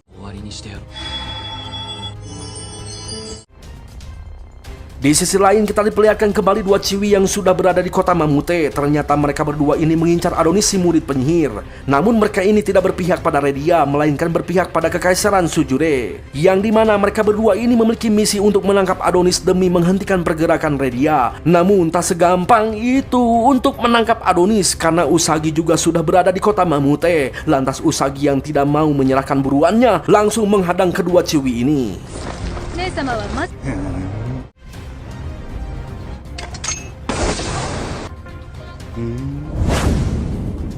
Kembali pada Adonis, setelah memakamkan para robot, Doroka berdoa semoga para robot hidup tenang di Isekai bersama Sang Shadow. Gak usah lawak bang, beda anime itu bang. Ya udah lanjut.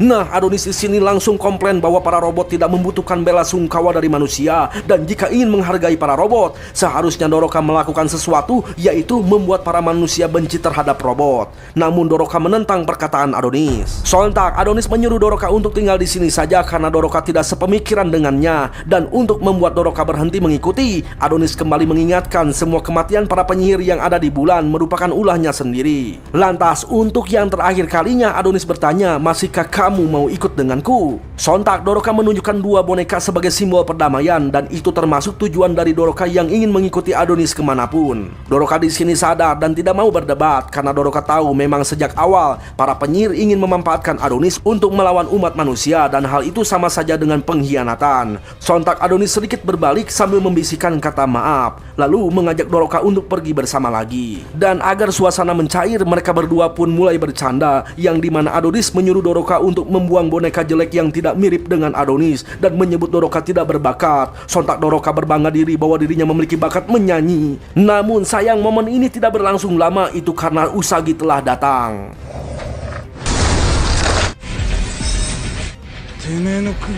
Ya, dengan sekejap motor Adonis langsung dihancurkan. Ternyata keberadaan Adonis bisa diketahui berkat badan intelijen perempuan yang dipimpin oleh Charmy. Meski titik koordinat telah dihilangkan, namun data server yang telah terpakai masih terdata oleh Charmy. Maka dari itu jejak Adonis masih bisa ditemukan. Dan situasi pergerakan Usagi dipantau dan dibimbing melalui sebuah drone. Lantas Charmy menyuruh Usagi untuk segera bunuh Adonis karena Charmy tidak menyukai lembur. Ya, di sini Adonis mulai terpanik. Ternyata sains cukup hebat untuk melacak keberadaan Adonis. Lalu karena Adonis bertanya, Usagi pun menunjukkan dua kepala milik si kedua ciwi. Ternyata Usagi tidak membutuhkan waktu yang lama untuk membunuh mereka berdua. Dan gobloknya Usagi dengan teganya memainkan dua babatok, bahkan digituin. Jelas Doroka yang melihatnya langsung marah. Lalu tiba-tiba Usagi langsung berada di hadapan Doroka. Sontak Adonis menarik Doroka. Namun ketika akan menuliskan sihir, Usagi langsung menghantam Adonis hingga terlempar. Dan di saat itu pula Adonis mulai menembak. Namun apa yang terjadi, dengan mudahnya Usagi menghindari semua peluru yang datang. Lantas Adonis menciptakan peluru dengan ukuran yang besar. Sontak Charmy yang tahu Usagi akan menahannya langsung menyarankan untuk menghindar. Lalu ketika Usagi akan datang menyerang, Doroka langsung menggunakan sihir cinta. Sontak Adonis menyuruh Doroka untuk menggali informasi dari Usagi. Namun apa yang terjadi, Usagi terbebas dan ketawa. Bahkan merasa senang karena bisa bertemu pemilik sihir yang sama dengan Dorothea. Lantas Usagi langsung menunjukkan dadanya yang telah tertanam sihir cinta lebih dulu oleh Dorothea. Maka dari itu sihir Doroka takkan mempan terhadap Usagi. Jelas di sini Adonis kebingungan karena tidak mengenal Dorothea. Sontak Usagi mulai meluncurkan ratusan tangan mesin untuk menyerang Adonis.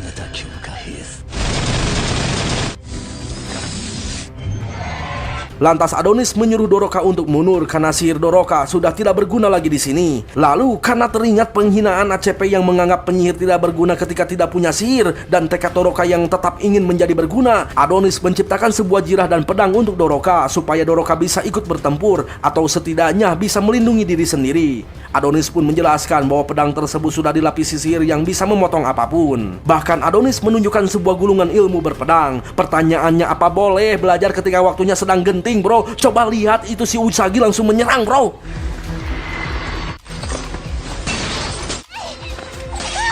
Ya, bagi Adonis ini sangatlah mudah dan untungnya Doroka sedikit mahir menggunakan pedang. Namun meski begitu keduanya sangat kelelahan, terutama Doroka karena tangan mesin milik Usagi tidak ada habisnya. Alhasil lagi-lagi Adonis harus melindungi Doroka. Lalu tiba-tiba Usagi meningkatkan output sehingga daya serang menjadi meningkat. Lantas Adonis langsung menggunakan sihir menghancurkan semua tangan mesin. Lalu kemudian membentuk sebuah bola dan menggelinding ke arah Usagi. Karena Usagi terlihat ingin mengadu kekuatan, lagi-lagi Charmy menyuruh Usagi untuk menghindar dan tidak menyentuh bola tersebut. Namun kali ini Usagi tidak mau dengar, alhasil Charmy memberikan output ke tingkat maksimal.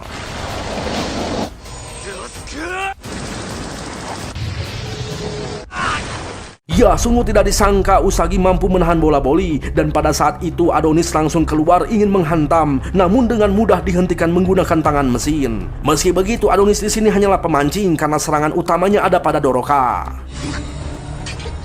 Ya, karena ketakutan Doroka hanya melukai kaki Usagi, alhasil kini Doroka kembali dalam bahaya. Sontak Adonis langsung menghampiri, namun malah menjadi double hit bagi Usagi.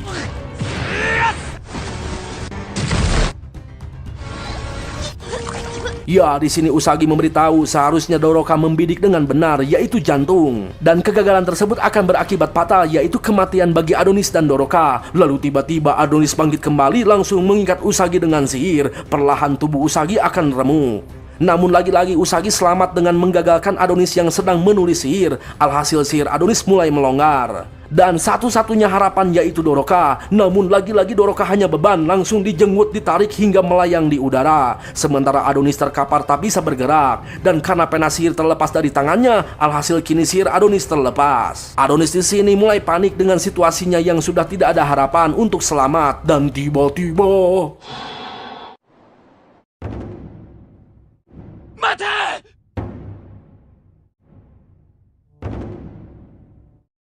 Ya, lagi-lagi Adonis merasakan kesedihan dan kemurkaan yang kedua kalinya, yang dimana orang terdekat Adonis lagi-lagi dibegitukan tepat di hadapan Adonis. Namun bedanya di sini Doroka masih tetap hidup, akan tetapi Doroka akan merasakan kesakitan seumur hidup, yaitu tidak lagi bisa melihat. Lantas dengan tatapan yang dipenuhi kemurkaan, Adonis meminta Usagi untuk mengembalikan mata milik Doroka. Tapi si Usagi malah membuat Adonis semakin murka. Itu karena Usagi malah memainkan mata Doroka layaknya sebuah lato-lato.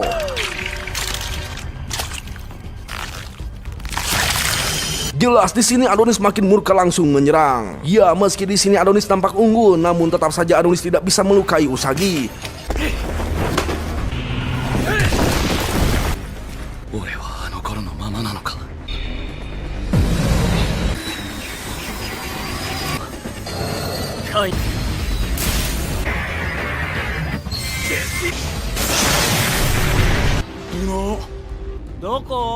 Sambil bersembunyi, Adonis menyempatkan untuk menolong Doroka, yang dimana untuk menghentikan pendarahannya Adonis langsung membakar menggunakan lengan robot milik Usagi.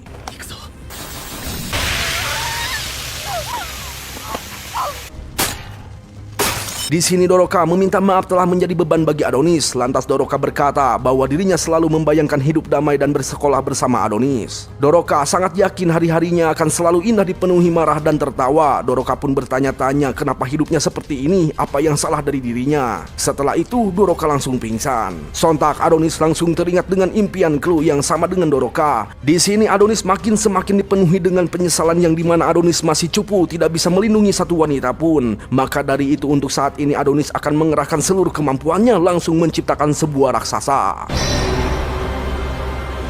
Lah ini si Usagi malah senang bisa melihat sihir yang di luar Nurul. Sontak Adonis langsung menghantam, tapi Usagi masih saja tetap selamat. Lantas Adonis berkata bahwa dirinya akan membuat Ratu Dorothea yang dikagumi oleh Usagi mengalami hal yang sama seperti Doroka. Sontak Usagi langsung murka dan akan menyelesaikan semua ini dengan cepat.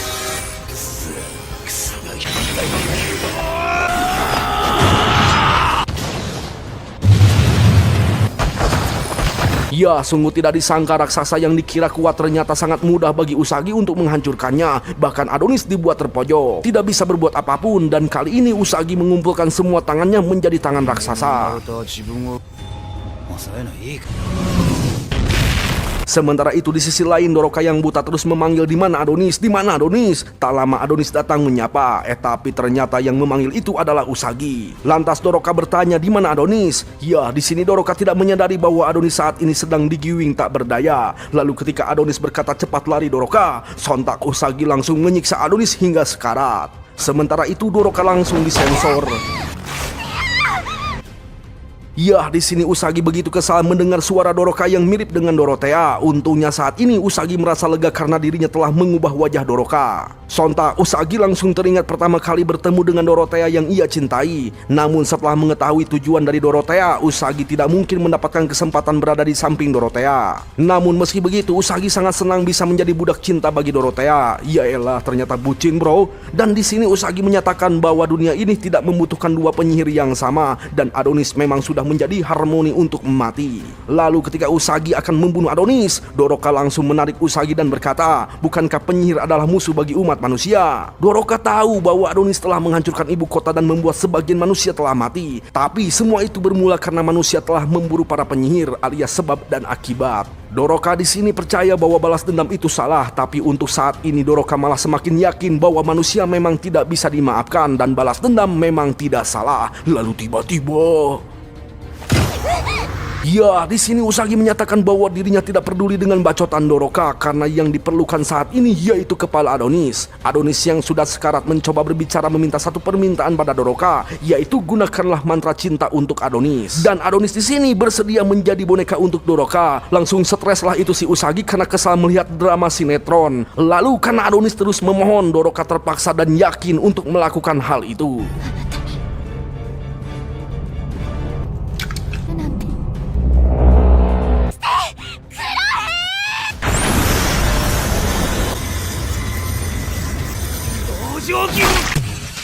Ya, sungguh tidak disangka mantra cinta ternyata memiliki sebuah efek bab yang dimana kemampuan fisik Adonis semakin meningkat. Bukan hanya itu, mantra cinta ini bisa mentransfer ingatan milik Doroka, yang dimana Adonis mendapatkan sebuah gambaran ingatan masa lalu Doroka ketika Doroka masih di bangku sekolah sihir bersama para penyihir lainnya. Ternyata kemampuan Doroka ini sering mendapatkan cemooh dari teman-temannya, yang dimana sihir Doroka merupakan sihir yang tidak berguna dan sangat berbahaya bagi umat manusia. Lebih tepatnya, sihir Doroka merupakan sebuah pengendalian dan hal itu dianggap jijik oleh teman-temannya, dan karena sihir tersebut pula Doroka selalu dikucilkan. Maka dari itu Doroka selalu bertekad ingin menjadi penyihir yang baik dan berjanji takkan pernah menggunakan sihirnya terhadap siapapun. Disinilah Adonis mulai paham kenapa Doroka selalu naif. Lantas Adonis kembali meminta Doroka untuk menggunakan Adonis sesuka hati tanpa mengkhawatirkan apapun. Sontak Doroka semakin yakin dan tidak akan ragu lagi. Langsung muncullah sebuah mahkota dan Adonis langsung sembuh total, bahkan memiliki sihir yang di luar nalar sebagai manusia. Dan agar Adonis semakin kuat, Doroka terus menumbuhkan sugesti pada Adonis bahwa Adonis akan menjadi manusia yang tidak terkalahkan.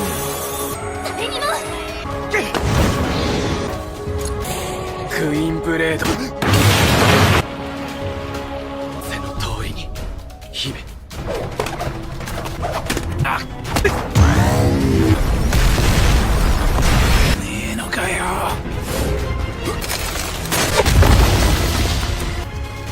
この足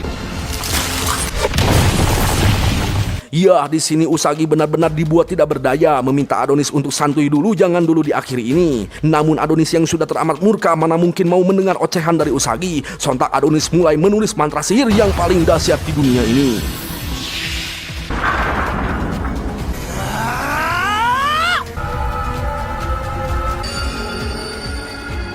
Adonis di sini menjelaskan bahwa sihir ini merupakan sihir milik Clue yang sering digunakan untuk memperbaiki kekeringan bumi 100 tahun yang lalu. Dan sihir ini juga merupakan sebuah janji, yang dimana Adonis akan menggunakan sihir ini untuk melindungi orang lain. Sontak Usagi langsung melakukan perlawanan, tapi hanya dalam sekejap semua tangan mesinnya langsung dibekukan dan dihancurkan.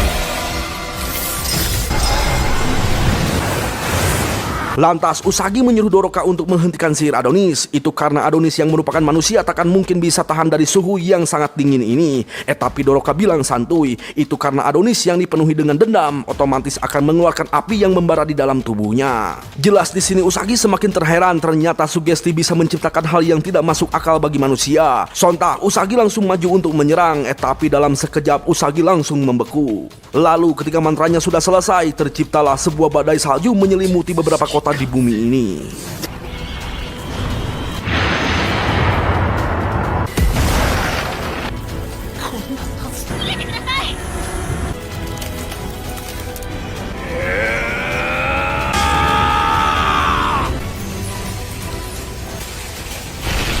Ya, di sini terlihat Punch dan kawan-kawannya begitu terheran melihat gurun pasir yang tadinya sangat panas selalu membuat badan jadi gerah alias hareudang, kini menjadi gurun salju membuat semuanya menjadi kedinginan bahkan hampir kabulusan.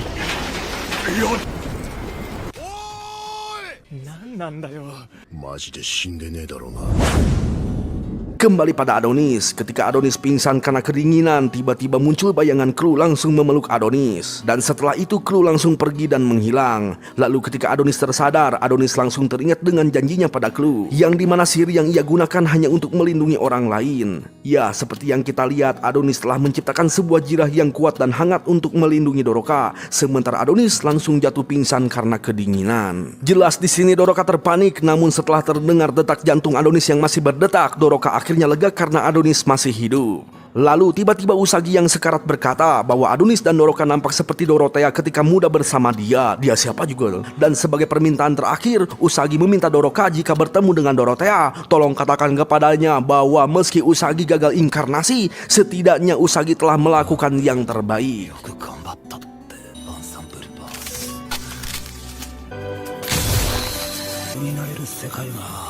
Tak lama Adonis pun sadar, langsung mengatakan bahwa Adonis berjanji akan menyembuhkan mata Doroka. Sementara itu di sisi lain kita diperlihatkan Dorothea yang sangat santuy sekali lagi jogging di pagi hari sambil menyapa para warga yang sangat kegirangan terhadap dirinya.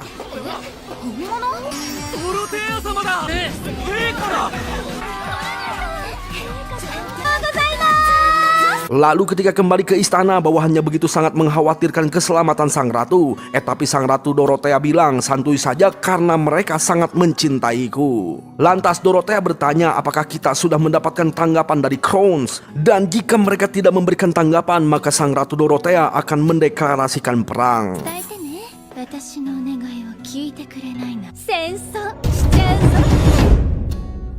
Kemudian kita pun diperlihatkan beberapa negara di antaranya, negara satu ibu Orion Sono, negara militer Mika, negara medis Markvoin, terakhir negara timur Sujure.